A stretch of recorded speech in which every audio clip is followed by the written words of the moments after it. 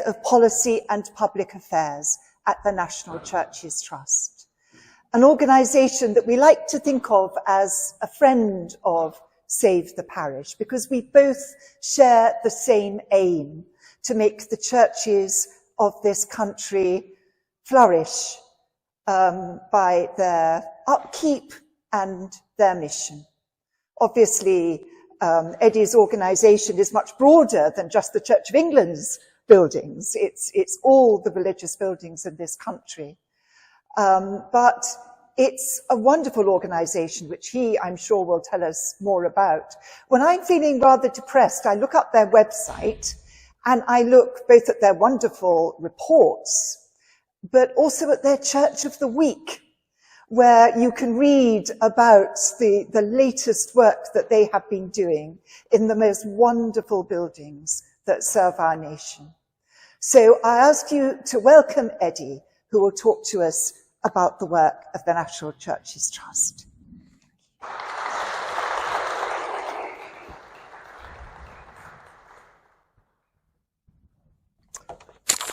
Good afternoon, and thank you very much indeed. And thank you to Marcus and Rachel earlier. I believe that one of the parishioners in St. Bartholomew the Great is Lord Parkinson, who is the Heritage Minister. So if there's a hotline between Marcus and Lord Parkinson, I hope it's going to be put into effect so that Lord Parkinson can hear what I have to say and perhaps influence government policy in some way. I'm going to do three things today. Firstly, I'm going to talk to you just a little bit about what the National Churches Trust is, and I may pause just for a few questions if anybody's got any particular questions about that. Then I'm going to talk to you particularly about the social and economic value of church buildings in the United Kingdom. And somebody mentioned in one of the questions to Rachel that there was some enormous figure showing what churches did, what they contributed to the UK, and did politicians know about that? It may have come from our report called The House of Good. If you remember nothing else from what I've said, remember the figure £55 billion, £55 billion. That's our estimate of some of the economic and social value that churches bring to the UK each year, and that's roughly twice the amount that's spent by local councils on adult social care. So it's not an inconsequential sum. And the third thing I'm going to do is talk a little bit about what we see happening in the future, and I might ask your advice because elections are coming. We're not a political party, but like lots of organisations, we'll be drawing up our own manifesto and putting it to the political parties to see whether they can implement some of that. So your help, perhaps in building some ideas for that manifesto, would be useful.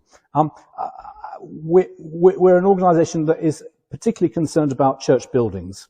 And we're concerned about all the church buildings in the United Kingdom, and there are about 39,000 of those in the United Kingdom. So it's a big estate. We're a fairly small organisation. We've got about 14 people, 1-4, and we're based in London. But that's today.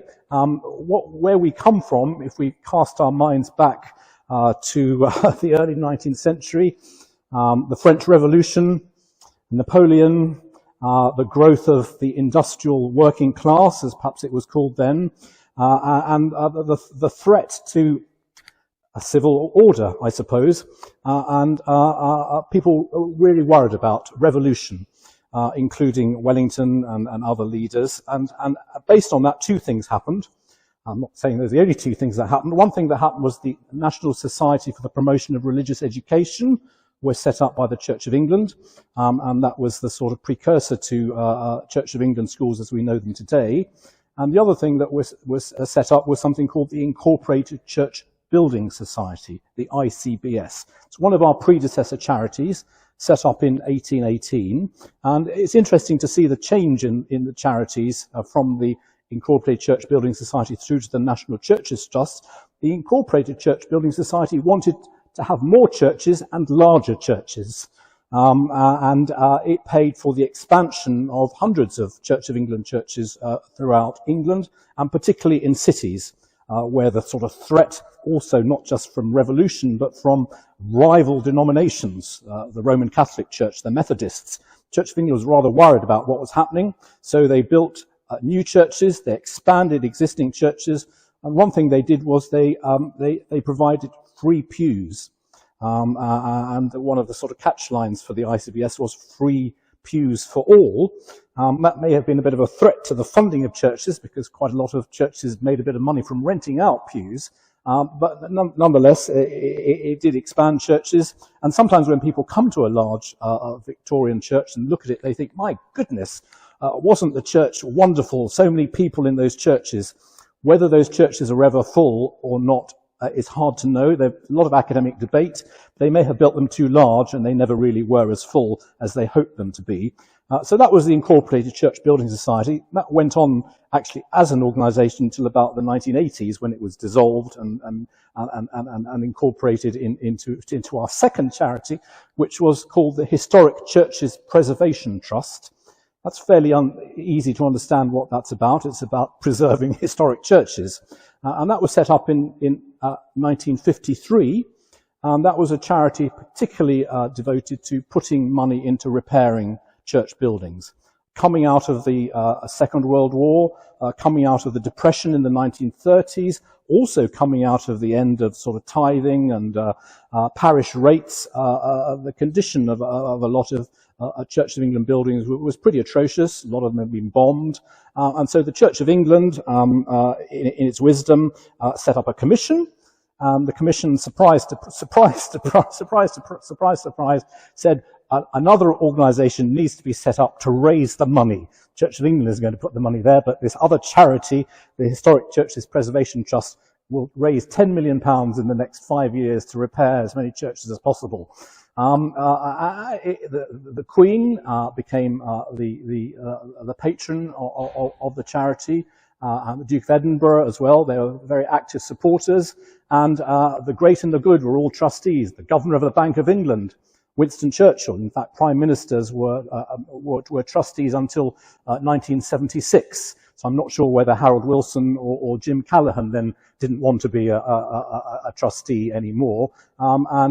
Today we have in our charity a number of well-known trustees. I'll come on to that in a moment. That basically also John Betjeman, people from the world of heritage, and so on. And the procedure then was wonderfully simple and unbureaucratic.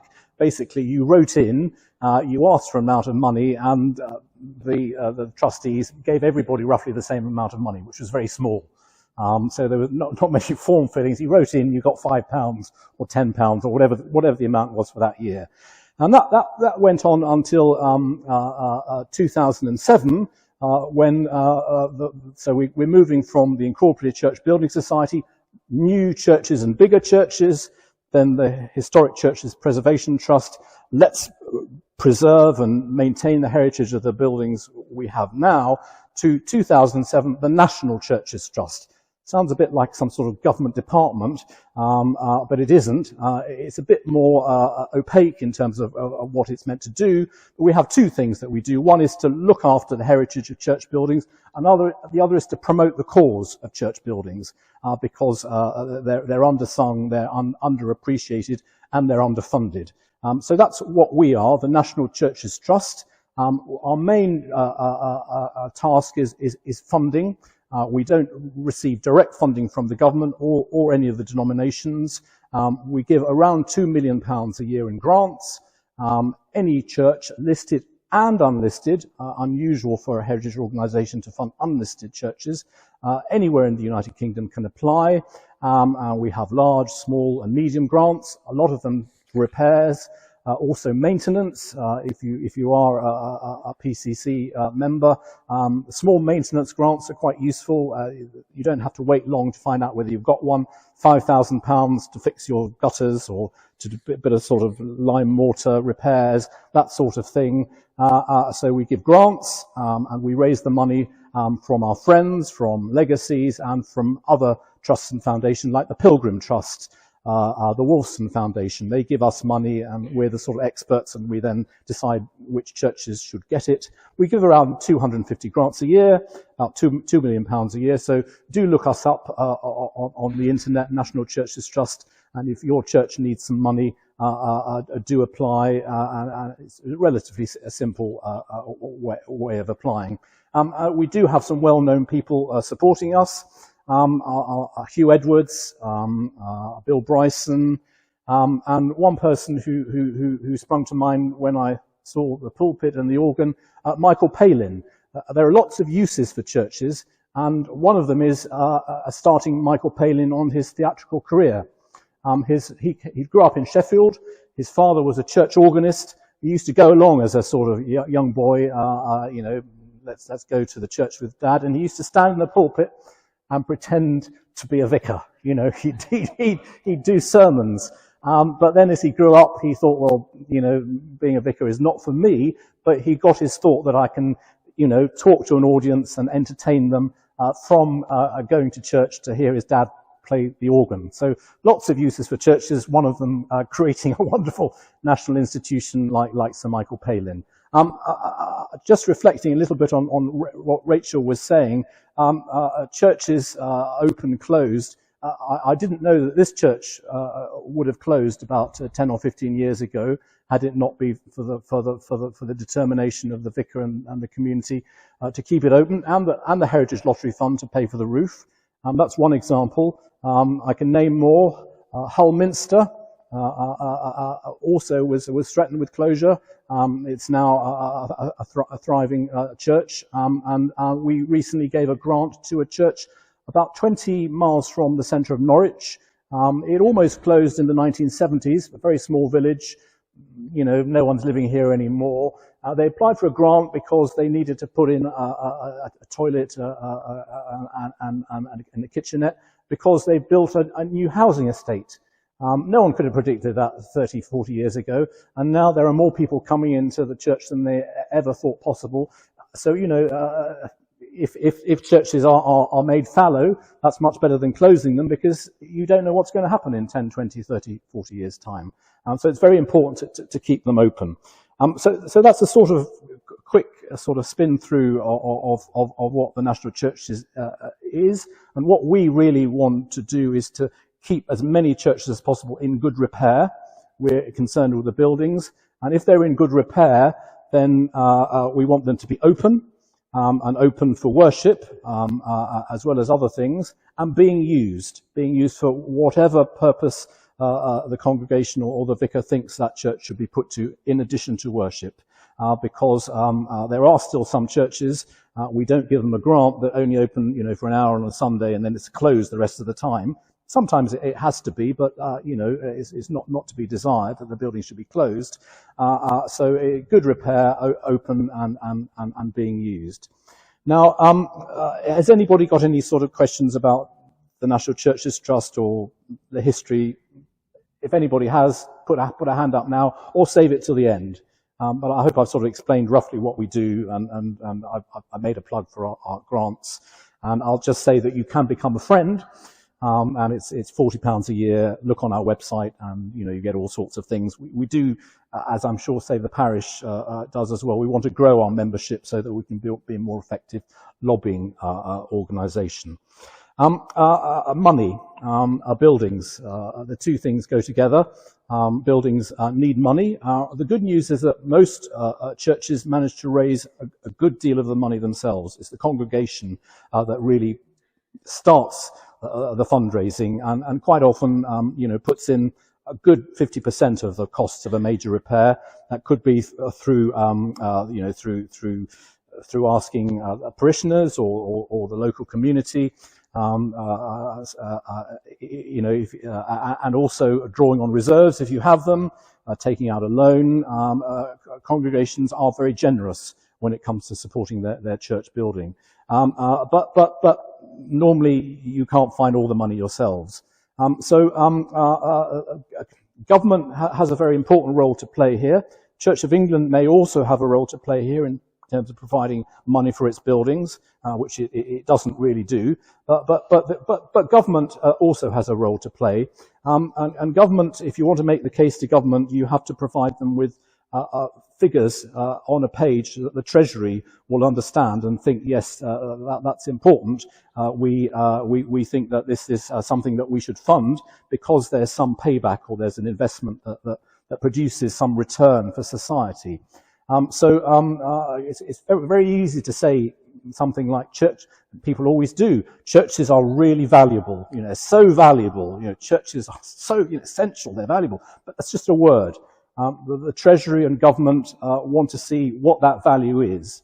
And that's why in 2019, shortly before COVID, we decided to commission a report which was called The House of Good. It's called The House of Good. If you want more information about it, just Google House of Good National Churches Trust. You'll find a website with all the details on it, all the financial details that I'm going to be talking about in brief. And we thought, well, what is this value of churches? And we looked at the value of volunteering. We looked at the value of actually going to a service. We looked at the amount of money that is spent by churches on, local services, electricity bills, hiring staff, building work, and so on. We put all this back together. But the key thing we wanted really to look at, and I'll tell you about the figures in a moment, is something called the well-being value of churches. Well-being economics is a growing field.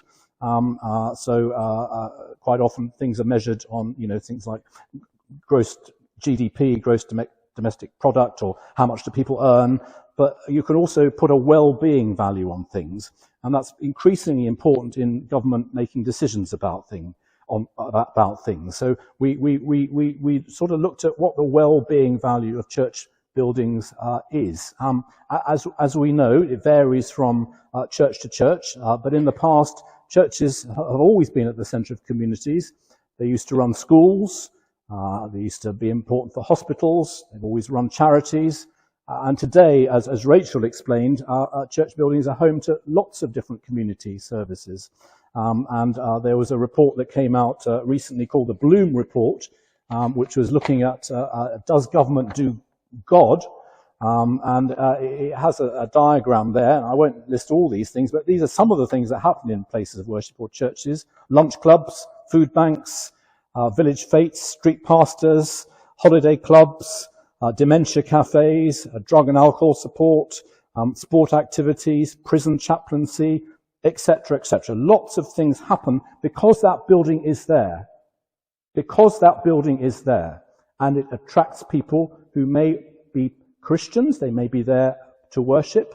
It also attracts other people who may not be Christians to take part in some of those activities. Take away that building, those activities may not take place anymore. We've heard about the closure of community centres. We've heard about the closures of pubs. Things are closing. There isn't a place where people can congregate and do things together. And sometimes you need a building to do it. Some things can be done virtually, but you can't have a warm space on the internet. You've got to have a building where people can go and keep warm. You've got to have a building to run a food bank. So these buildings are desperately important. We looked at what the value of all this is. Getting a little bit technical now, but the way that well-being is valued, and this is the way that the Treasury values it. This is a new thing, and rather strangely, the measure of well-being is called a Welby. Nothing to do with Justin Welby. There are two L's in it, but it's a Welby. And it means the quality. It's well-being. It's a well-being adjusted life year. So how much well-being can you measure that somebody gets from doing something good for a year, or somebody benefiting from it? It's complicated. I'm not an economist, but I'll go through the figures just briefly so that you get an idea of the scale that we're talking about. Then at the end, there's a little surprise because we've all heard of inflation, but the Welby was also inflated. So I'm talking here about the original measure. We measured two things. We measured market value and non-market value. So it's a series of sort of circles. We call it the halo effect. And these together produce this sum of 55 billion. However, the original sum was 12.4 billion before it was uprated. But there's market value. So every church, your church, has a direct economic value, and that's created by the use of the building, possibly staffing the building, hiring it out, your telephone bill. Annually in the UK, that's about 1.4 billion. Okay? Then there's the second value, the market value. This is sort of replacement cost. If these things, what we measured, which were particularly food banks, youth groups, mental health services, and drug and alcohol counselling, if they weren't being done by the church, they would have to be done by somebody else. So if the government had to do it, that's another 200 million. And then if the volunteers weren't doing it for free, you'd have to pay someone to do it. 850 million pounds. So the total market value of churches is 2.4 billion a year. Then we looked at the non-market value. This is where it becomes a little bit more interesting, because there is well-being value to the people who benefit from the things that are done in the churches. Food banks, youth groups, mental health services, drug and alcohol counselling. So the people who benefit from that, it's worth 8.3 billion pounds a year. 8.3 billion pounds a year is the value to the people who benefit from those activities that happen thanks to church buildings being there. Then, in addition to that, there is well-being value to the volunteers. If you're a volunteer, your quality of life goes up because you've done something good. You've helped people. You've made a contribution to society. So sitting at home can be quite depressing. But if you go out and are with other people and you engage in doing something, you have a well-being factor. So you have 165 million of that. And then there's the well-being value of attending a church service. We weren't here looking at the benefit of being with God, because perhaps that is, a transcendental measure which perhaps it's hard to put a pound on, but it's the fact that you're together with other people in a space which is quite often beautiful, and you have a well-being value from being together. And I'm sure everybody here goes to church, and when you come out, you probably feel a bit happier than when you went in, because you've been with other people. The organ may have played, you may have sung a hymn, you may have prayed, you may have even received the Eucharist, whatever it is, but you've been together with people and you feel better. So in total, until this inflation of the Welby kicked in, this was 12 billion pounds a year, uprated now to 55 billion pounds a year. And this is only looking at 4 specific things that happen thanks to churches: food banks, youth groups, mental health services, and drug and alcohol counselling. If we added in these other things that I mentioned with the Bloom report, this figure would be even larger. And we hadn't even thought of warm spaces then, so we didn't measure the value of those. What this does is it shows to government that if you put £1 into repairing a church, your return on investment, the return on the investment of £1 is £16 in terms of the well-being and the other economic benefits. That's a pretty good trade-off. And we're using this to try and convince government that more money should be put into church buildings. Because church buildings are important not just for their community and social value, but also, of course, because of their heritage. This is a beautiful 19th century church. There are so many of them in York, older than this. All throughout the United Kingdom, there are 39,000 churches and chapels. 20,000 of them are listed. 20,000 listed church buildings. Grade 1 listed buildings. Church of England has 4,020 Grade 1 listed buildings. If I'm correct, I think that is half all the Grade 1 listed buildings in England. We are now, together with Historic England, working out a measure of the value of that heritage, the value that people get from that heritage. And we will add this to the economic case for church buildings. So we have three reasons why churches are important, really. One is their heritage value. Two is that they are places of worship, and whether you are a Christian or not, they are open to you. I remember the Catholic Archbishop of Cardiff telling me, if you run a charity, you have to, in your annual report, you have to put in the public good of that charity. And he said, that's very simple for us. We just put on an annual report that our churches are open and anybody can go into them and sit in them and pray if they want to. That is the public good, because they are a public good. Anybody can go in there. So there's the value of them as a place of worship, there's the value of them as heritage, and there's the value of them as a community asset. So I hope that hasn't been too complicated in terms of the figures. We want to expand this again next year by looking particularly at the contribution that churches make to combating loneliness. That's a huge thing that's on the agenda of government and others. People coming together, whether it's having a cup of tea, whether it's singing in a choir. So much music happens in churches. Without churches, what would happen to music in this country? From the famous violinist Tasman Little through to Ed Sheeran, they all started their musical careers somehow in a church. That's another issue, but loneliness and the contribution that churches make in urban areas and in rural areas. There are a lot of isolated communities in rural areas, and the church sometimes is the only place that people can gather and meet other people on a Sunday or during the week. So we want to continue doing that research with a view to encouraging government to put more into church buildings. The history of government funding for church buildings started in 1976.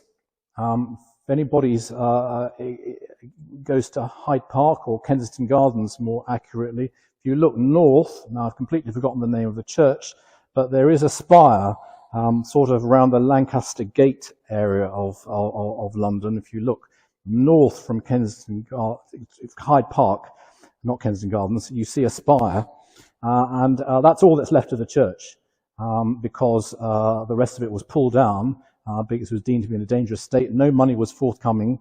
And then, as he was then Patrick Cormack MP, now Lord Cormack, persuaded Michael Heseltine. I'm of a generation that remembers Michael Heseltine and Lord Cormack, and perhaps other people are here as well. He coughed up some money, and that's the first time I think that the government directly put money into church buildings. That was then done through the Department of the Environment. Then the can was then picked up by English Heritage, Historic England, who put in, I think in 2001, 30% of all the funding from Historic England went to church buildings. Now it's in fact the money has now gone to the lottery, but it's a tiny proportion of the lottery spend. And it's stop-start. George Osborne famously said, let's fix the churches, whilst the sun is shining. And he put in some money for roof repairs. But it's all stop-start money. There's no consistent funding from government. And the lottery fund in 2018, again, if you're a PCC member have applied for money, they used to have ring-fenced funding for church buildings. So you could apply and you were guaranteed at least that your application would be looked at, and you wouldn't be competing with other heritage buildings. It was dedicated for church buildings. Each year it gave around £25 million a year. Most of that went to parish churches. It's dropped by 80% because it's no longer ring-fenced. So the money coming from the lottery fund is now very small for parish churches. The government's main support for church buildings is through VAT reclaim.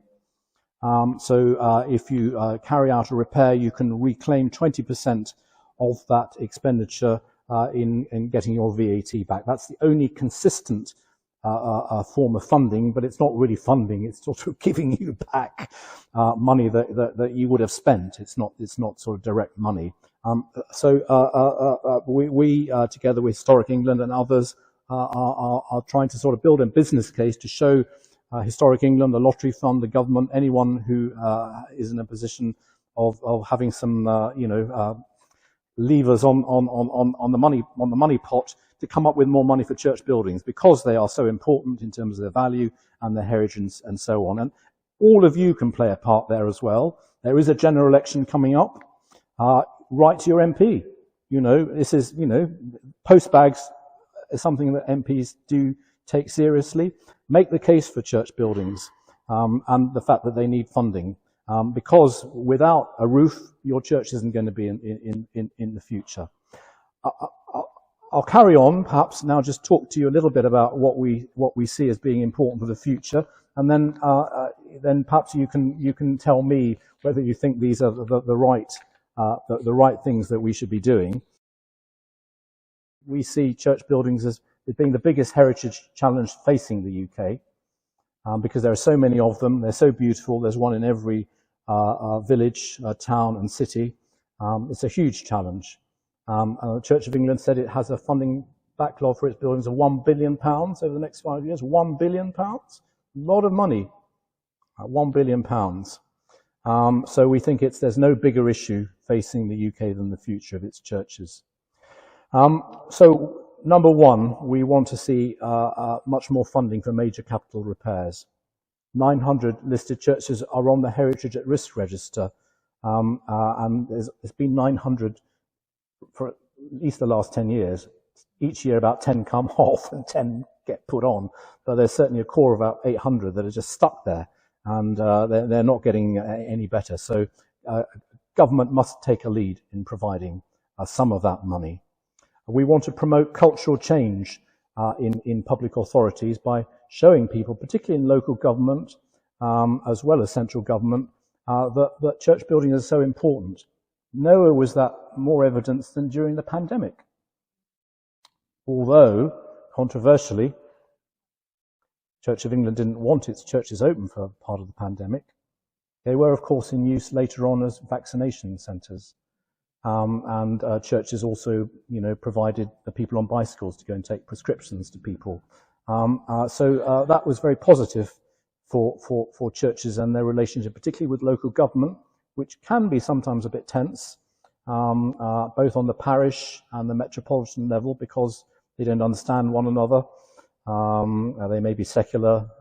Here's a church, it's Christian. What do we want to do with them? But we think there needs to be much more understanding amongst government, local authorities, and etc. about the value of church buildings to local communities. A third thing is we think there needs to be much more help for those people who look after church buildings, those volunteers mainly who look after church buildings. We want to see a network of support officers around the United Kingdom who can provide advice and support and some degree of funding for church buildings. Luckily, the Lottery Fund has given us £3 million over the next 3 years to do something like that in Scotland, Wales and the northwest of England. Bit of a pilot study. There'll be a support officer, only one to cover all of Scotland, but there we go, in each of those territories, and they'll be there for 3 years to provide funding advice on maintenance, signposting to other organisations, and a small amount of grants. We think that should be extended throughout the whole of the UK. So there's a dedicated support officer for the southwest, the southeast, East Anglia, all those sort of government local areas. We think that's very important because there are lots of people who are interested in church buildings, but they're complicated. Faculties, etc. It's not just like, open a tin of paint and, paint the outside. They're complicated buildings to look after. Much more, we think, could be done about promoting the tourism of churches. We're in York, which I think has recently applied to have UNESCO World Heritage status for its churches. It's a long process to have UNESCO World Heritage status, but you've got to start somewhere. And we think there are other parts of the country. Let's think of the walled churches in Suffolk. Let's think of the towers in Norfolk. Let's think of the towers in Somerset.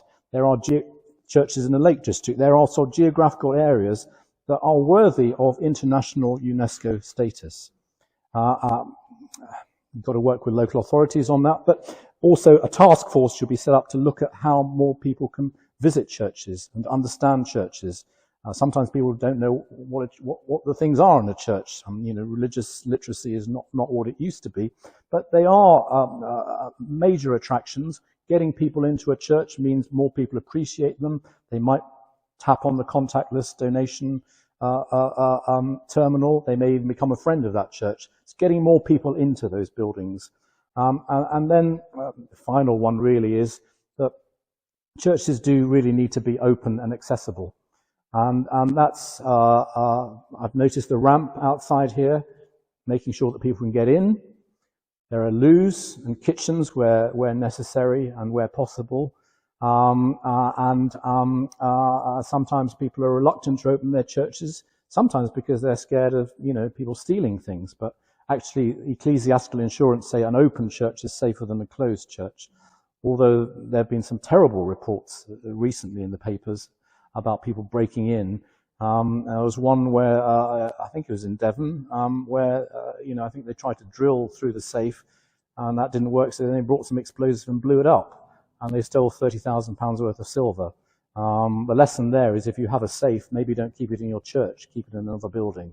But a church that's open means that you can spot if there is someone strange going in there, and the local community knows that church is open. We're going to go in there and sit there during the day, and it's not a barrier to open.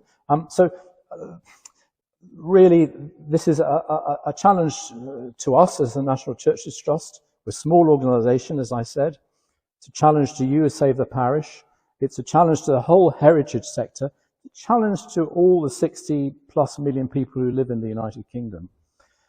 Because I was struck when I came to the meeting in Parliament a couple of months ago, just how important church buildings are.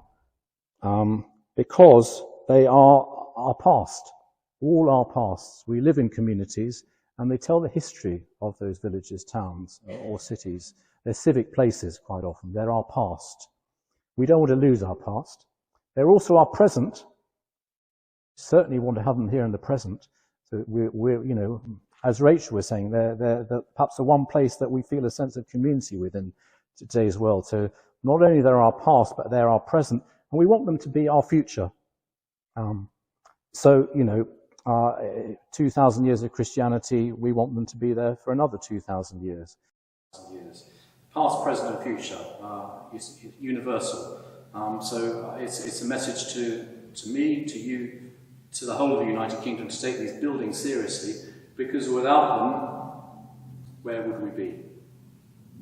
Thank you.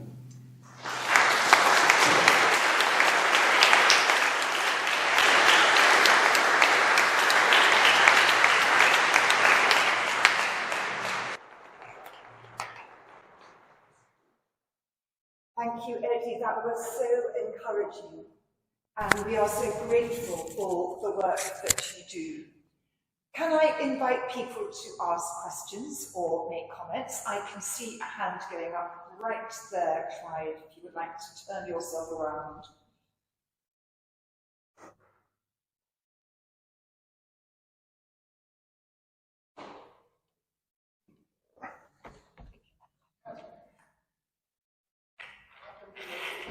Can you wait for the mic? I come from a little church in a village of about 400 people. We've just funded a complete restoration of the little organ, which has attracted a lot of goodwill from the village and around the village. People who don't normally come to church, but they've appreciated all that's gone in and the organ recitals to follow. And one great source of encouragement is the visitor book, which you didn't mention. When everybody says how lovely it is to come in and sit in somewhere beautiful and peaceful. So that's a well-being factor. And as we're in York, it's worth mentioning that it's 60 years since the Beeching report, when everything was closed down, and now we are ruining the day. So the lesson is, when it's gone, it's gone. But there is one piece of good news. Referring to the gentleman who mentioned the £10 billion in the church commissioners, we have heard that their bank account is not going to be closed.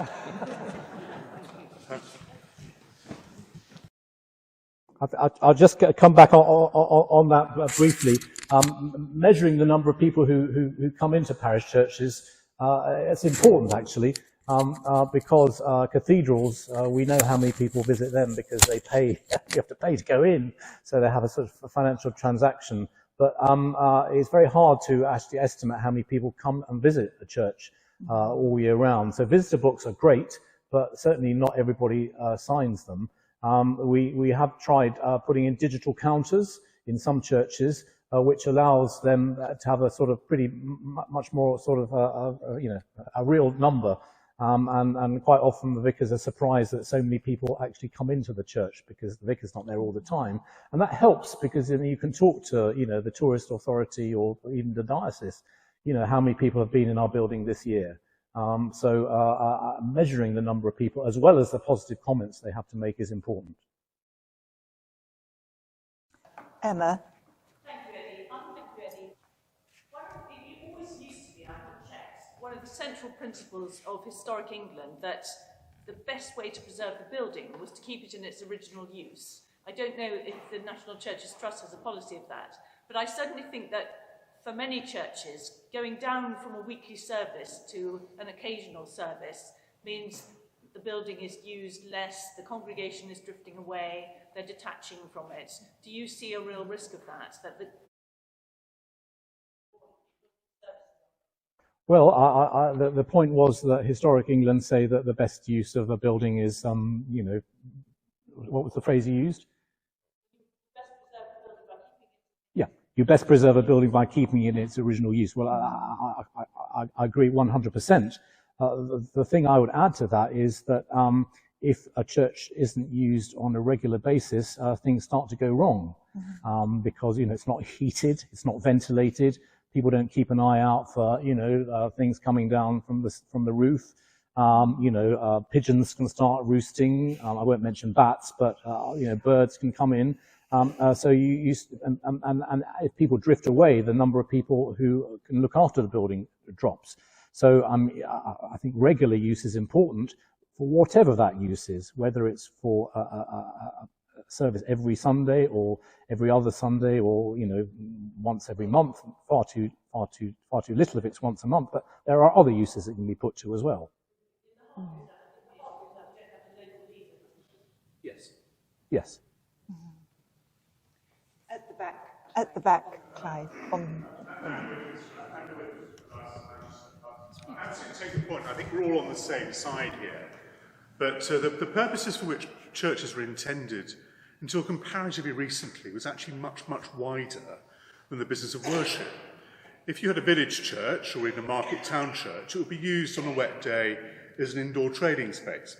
In my view, it's largely the sort of Victorianisation of churches in an era when piano legs were covered up because they were considered indecent, that has meant that churches have become rather prim. And I think that we need to expand, and where I'm in inner city Manchester, with a lot of the civic infrastructure gone, I'm in Newton Heath, where Manchester United started playing football, where the Blackwall Tower was manufactured. I have the last public building left for about 20,000 people. The future, I have to say, although we're saving the parish, we're also hopefully saving the parish priest. I have a building that at the moment is really not fit for 21st century ministry for divine worship or community use. But these buildings need to be turned to precisely that varied use in order to get those grants. And I hope I'm wrong. I think it's only listed places of worship that get the 20% back from HMRC, which leaves all sorts of other churches that aren't listed still at a deficit. But I think we need to be as bold as we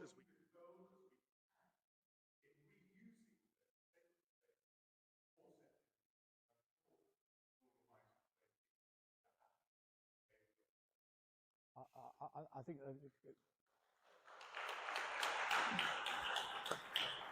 just coming back on that very, very briefly, you're quite right to point that the sort of the view that churches are. It depends on your denomination. Obviously, a Roman Catholic church you'd have a bit more difficulty having a variety of uses, in the nave. But traditionally they were used much more widely. The chancel was obviously the holy place, and the nave was the public space. And I think a lot of people don't realise that, but I think, unless you're the Victorian Society, you probably won't object to a reordering these days. I think the point about VAT is a very, very interesting one, because in a sense it's money going to those people who already have the money. Whereas there was a report that came out recently about the closure of churches in Manchester, which showed that it was the unlisted ones that were closing. Now that may be because they are in a really poor state of repair, or it may be that they do not benefit from that 20% reclaim. So I think that really ought to be extended to all places of worship. So I think that's something that we will probably be talking about to government, that it ought to be wider than that. Very, very good points. I support both of them. At the very back on the left, south side.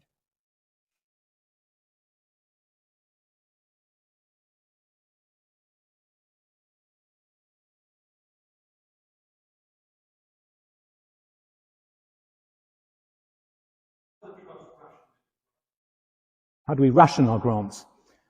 Okay, well there's two answers to that. One, it depends how much money we have.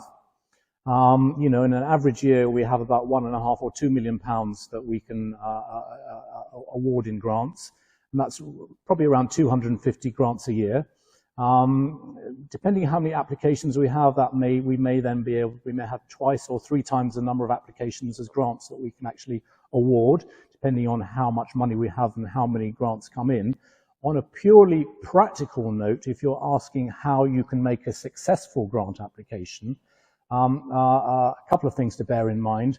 We, as a grant giver, always want you to have at least 50% of the money in place already. So we're not the first place to go to. So we want you to have a decent amount of money already there. So then we can be confident in the sense that our money will be spent and won't be sort of lying around for a few years. We want the money to be put to use now. That's number one. Number two, we always want to see evidence that you have been applying to as many trusts and funders as possible. We sometimes get applications and we're the only trust that people have applied to. We want to see some evidence that you've been sort of entrepreneurial, and also that you're supporting it yourselves.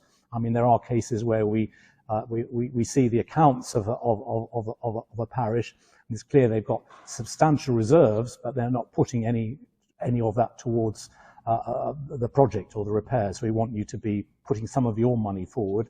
And third, I suppose, we want evidence that you've got a plan for the future.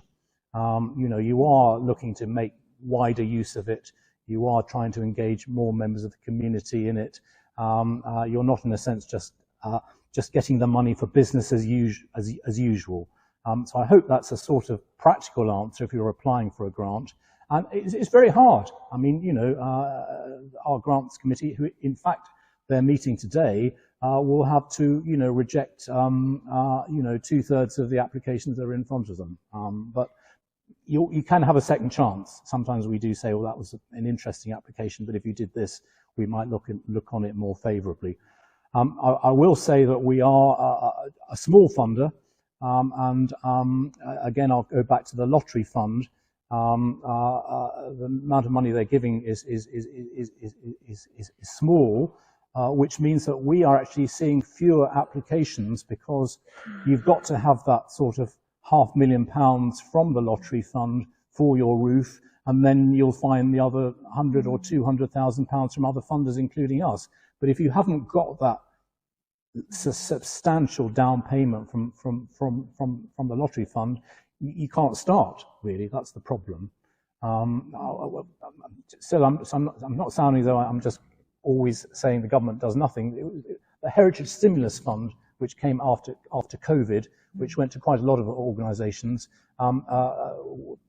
there's a good amount of money went to churches. We got £3.6 million, and that went to 32 churches in England. Mainly Church of England, a couple of Quaker meeting houses, one URC church in Saltaire, the famous one in Saltaire. And, that money is 32 churches, £3.6 million. Those churches are fit to go for the next 100 years. So this investment is worth it. I think there's just one last question, lady over here on the edge.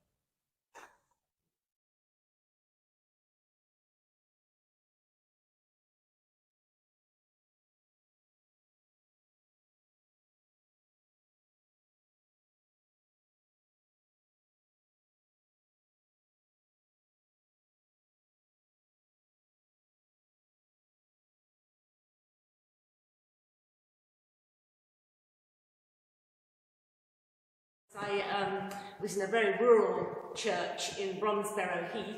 You might actually know it.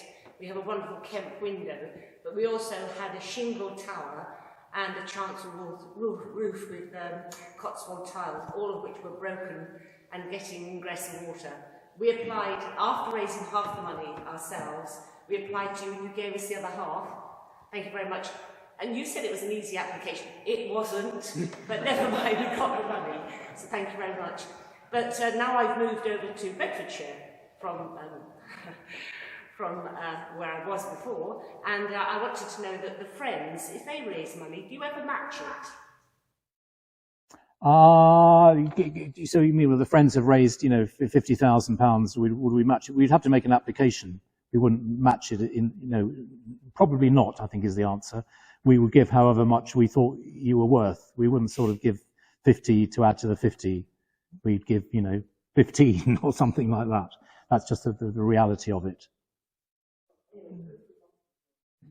That just allows me just to finish off by saying that the work of the local county trusts is very important. A lot of them were set up at the same time as the Historic Churches Preservation Trust was set up in 1953, and all around England, county trusts do an awful lot to support churches. I think it's the 9th of September this year. Ride and stride, get on your bicycles or walk, and you can raise money for your county trusts. And sometimes it's a bit confusing. I know there's a plethora of these other charities. There's the Churches Conservation Trust, which I think looks after the tower here. They fund churches that are vested in them by the Church of England that are sort of, strictly speaking, redundant. So they have about 350 churches. I think they'll be at Synod because they're a sort of Church of England organisation. And there's the Friends of Friendless Churches, who look after a small number of churches and chapels, a lot of them in Wales. There are similar sort of organisations in Scotland. So there are quite a lot of these charities. Our role perhaps is distinct in that we're UK-wide. We only fund places of worship that are open for worship, and we deal with all denominations. So that's the plug. Thank you. Thank you. Can I just... So I hope that has encouraged people. I noticed how few people wanted to get up and talk about the wonderful things their churches were doing, partly, I think, because they thought they were too modest. Whereas, as we've heard, the advocacy work of NCT is working on loneliness, visiting the difference that ordinary parish ministry by lay people and clergy alike can make. So, Eddie, you have a very distinguished career in the BBC in communication, and you put this over to us with pellucid clarity and great energy, and I hope we all feel duly encouraged to value the work that we do and to make applications. Thank you so much. Thank you.